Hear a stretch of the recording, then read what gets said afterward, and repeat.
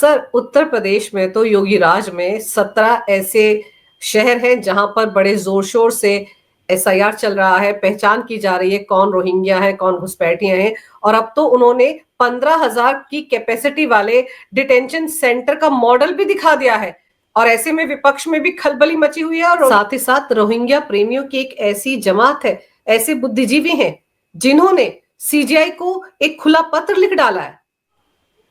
अंजू जी, ये एक ज्वलंत उदाहरण है, जीती जागती मिसाल है कि जहां चाह वहां रहा, जहां इच्छा शक्ति वहां पर कोई किसी तरह का व्यवधान नहीं है, न अवरोध है।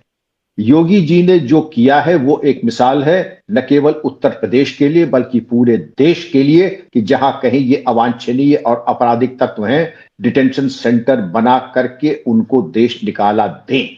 ये एक मिसाल कायम हुई है, ऐतिहासिक निर्णय है और मैं बधाई देना चाहूंगा उत्तर प्रदेश शासन को कि उनके द्वारा बहुत उत्कृष्ट कार्य किया गया। आपके प्रश्न का दूसरा पहलू यह है कि कुछ ऐसे बुद्धिजीवी, एनजीओ परजीवी, ऐसे भी कुछ जीव जंतु हैं जिनको इसमें भी आपत्ति है कि हम अपने बदन पे चिपटे हुए जुएं, जोंक और इस तरीके के पैरासाइट्स को अगर हम हटाएं कि ना ना ना ना, इन्हें आपका खून पीने का पूरा हक है, इन्हें आपका खून चूसने का पूरा अधिकार है।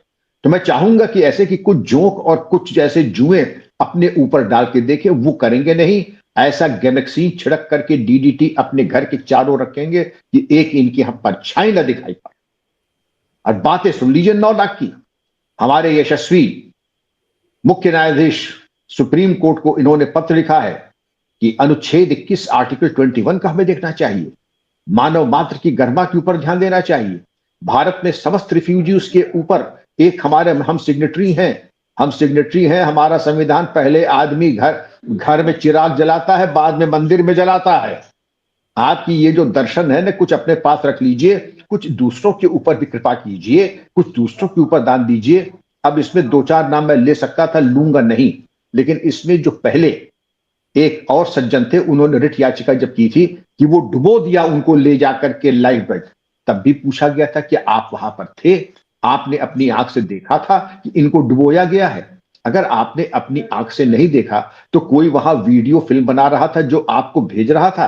देखिए, यहां पर किस्सा तोता मैना ला करके हमें समझाने की कोशिश न कीजिए, हम सब जानते हैं। और ये जितने भी परजीवी हैं, जितने भी हैं, इसमें आधे लोग, एक साहब तो थे, याद कीजिए, नाम लेना ठीक नहीं है क्योंकि वो पहले भी कश्मीरी चरमपंथियों के बड़े पक्षधर थे। वो पक्षधर थे तो उनके दफ्तर में जाके उनकी बड़ी अच्छी खातिर तवाज़ो हुई है, यूट्यूब पे वो अभी मौजूद है, वो कि किस तरीके से उनकी खातिर तवाज़ो की गई। अब इस तरीके की हरकत आप करेंगे तो हालात तो आपके वही होने ही है। सवाल ये उठता है कि आपको किसने ये हक दे दिया कि जोंक और बिच्छुओं को लाके अपनी गोद में हम बैठाएं? अब हम इस पे आते हैं कि इन लोगों को आखिर आदमी ऐसा, दुनिया में कोई ऐसा देश बता दीजिए जो ये कहे कि हमारे यहां इमिग्रेशन को आने दीजिए। डोनाल्ड ट्रंप ये कहते हैं कि हमारे यहां हम एक खाई बना देंगे, उसमें पानी भर के हम मगरमच्छ डाल देंगे। अमेरिका की सोच देख लीजिए, तमाम ऐसे देश हैं, आप चीन में जाकर के या सऊदी अरेबिया में जाकर के करके देख लीजिए। कोई जाके गया तो ये मान के चलिए कि वो विकलांग हो जाएगा ताजिंदगी, दोबारा उसको मौका नहीं मिलेगा कोई दुस्साहस करने का। अंजू जी, तो इन चीजों के मद्देनजर जो बेस्ट प्रैक्टिसेस हमको उनको देखना चाहिए। हम सेल्फ गोल करने में बड़े एक्सपर्ट हैं, और कुछ करें ना करें, अपने पैर पे कुल्हाड़ी चलाना और सेल्फ गोल करने में हमसे ज्यादा गोल्ड मेडलिस्ट दुनिया में न कोई था, न है और न होगा। आपकी अपनी इतनी बड़ी जनसंख्या है, आप इतिहास में चले जाएं, जब बांग्लादेश आजाद हुआ था तो 1 करोड़ आए थे हमारे यहां। प्रधानमंत्री इंदिरा गांधी का इनको वापस जाना है। श्री प्रकाश जायसवाल ने 2004 में संसद में यह कहा था, नहीं 1 करोड़ 40 लाख हैं। आप विकिपीडिया पे जाइए, वहां यह बताया जाता है कि ऑस्ट्रेलिया की जनसंख्या से ज्यादा, 4 करोड़ से ज्यादा इलीगल बांग्लादेशी माइग्रेंट्स यहां पर हैं, जो कि 1 पैसा न टैक्स देते हैं, लेकिन संसाधन पूरे छलनी कर रहे हैं हमारे। इनको जो भी सरकारी सुविधा है, शौचालय है, बिजली है, पानी है, जनधन योजना है, मुफ्त का राशन है, वो सब इनको चाहिए।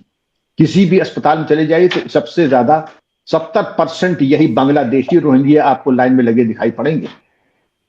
मतलब आप तो समझ लीजिए कि हमारे यहाँ गिनी चुनी रोटी है, गिनी चुनी दाल है, और उसके ऊपर भी ये जो कुंडली मार के बैठ जाते हैं, और इनको आगे बढ़ाने वाले कौन है? आप ये पूछिए कि आखिर इसकी नौबत क्यों आती है? इसकी नौबत इसलिए आती है कि इसमें जो साहब पहली बार गए थे और जो साहब जिनको फटकार पड़ी थी कि आप वहां मौजूद थे, ये तमाम इसमें ऐसे लोग हैं जो एनजीओ चला करके एनजीओ से अनुदान प्राप्त करते हैं और उसके बाद मानवाधिकार की बात यहां करके हमें उपदेश की भाषा बोलते हैं। सवाल ये उठता है कि जो हम भारतीय हैं, आप और हम हैं, हमारे कोई मानवाधिकार है या नहीं है? केवल मानवाधिकार बांग्लादेशियों के और रोहिंग्याओं के हैं। ये यहां आकर के संवेदनशील स्थान पे कश्मीर जम्मू तक पहुंच जाते हैं, वहां पर जहां पर जो सबसे संवेदनशील स्थान है, जहां पर फौज के ऊपर हमला होता है, उसके इर्द गिर्द झोपड़पट्टी बना लेते हैं। वैसे तो कश्मीर में कोई जाए तो उसको जो है आसानी से पहुंच नहीं पाता है गंतव्य पे। रोहिंग्या स्कड मिसाइल की तरह जहां जाना होता है, एचएएल की फैक्ट्री हो, डीआरडीओ का संस्थान हो, हमारे और भी संवेदनशील स्थान है, वहां पे झुग्गी झोपड़ी बनवा के इनको स्थापित कर दिया जाता है। एक प्रोजेक्ट के तहत, संगठित अपराध के तहत अंजू जी, इनका आगमन होता है, इनका प्रशिक्षण होता है, प्रशिक्षण के उपरांत इनको लाया जाता है और उसमें पूजा स्थल और इनके जो मदरसे हैं उसमें बहुत बड़ा योगदान उनका होता है कि इनको गंतव्य पे कहां से कहां ले जाना है। औसत आदमी जो म्यांमार से आ रहा है वो जम्मू कश्मीर कैसे चला जाएगा? वो दिल्ली में आकर के कैसे जाके लिटियन जोन में जाकर के झुग्गी झोपड़ी बना के रहने लगेगा? वो कैसे जाके संवेदनशील स्थान पे उसको लाया जाता है, बसाया जाता है और उसके बाद ये कहा जाता है ये हमारी अमानत है। आप नेक्सस से कौन लाभान्वित हो रहा है? अमानत किसके लिए है? जिसके ये कमाऊ पूत हैं। जो डेमोग्राफी बदलने से अगर हमने एक एक जिले में आईएसआई का लॉन्ग टर्म प्लान किया है कि हर जिले में 25,000 इनके ऐसे को बैठा दो तो आपकी एक कॉन्स्टिट्यूएंसी तय हो जाएगी। आपने देखा उत्तर प्रदेश में 75 जिले हैं, 75 सीट डेमोग्राफी बदल के अगर इनकी आ गई तो सरकार बनाने में या सरकार में प्रवेश करने में इनको कोई रोकने वाला नहीं है, इसको हल्के में। और उसके बाद कवर फायर देने में जो है उपदेश की भाषा पहुंच करके मानवाधिकार और ये तमाम लोग, अभी तो एक हजरत की पिटाई हुई थी दफ्तर में। अब इन लोगों के जो कर्म है, मैं तो समझता हूं कि इनको बताना चाहिए देश को आपकी मजबूरी क्या है। इंडिया फर्स्ट, बाकी सबका ख्याल बाद में कीजिएगा और बाकी सबकी अगर प्राथमिकता है तो हमें सोचना पड़ेगा कि कहां से आपको धन प्राप्त हो रहा है और किसके लिए आप काम कर रहे हैं। ये अंजू जी बहुत ही खतरनाक एक ये है कि डेमोग्राफी बदलना, राष्ट्र विरोधी तत्वों को लाके बसाना। और अगर एक चीफ जस्टिस ने, मैं उनके जज्बे को सैल्यूट करता हूं और मैं अकेले नहीं हूं, जितने लोगों से मैंने बात की है हमारे चीफ जस्टिस को सब सैल्यूट करते हैं, उनके जज्बे को सलाम करते हैं और उनको बधाई देते हैं। और यही तुमने 250 पत्र लिखे ना, कितने लोगों ने साइन किया है? हम कहो अभी उसमें 2 0 लगा दें, उतने हस्ताक्षर मैं करवा करके 2 दिन में भेज सकता, लेकिन ये सब काम जो है उसकी जरूरत नहीं है, क्योंकि सच्चाई छत चढ़ के बोलती है। सच्चाई में बड़ी शक्ति और सामर्थ्य होता है। चीफ जस्टिस महोदय ने कहा वो कानून की बुनियाद पे कहा है, उनका नहीं, आपने जो कहा है चीफ जस्टिस जो कहते हैं उसकी अवधारणा कानून में और उसका व्यापक दूरगामी परिणाम होते हैं।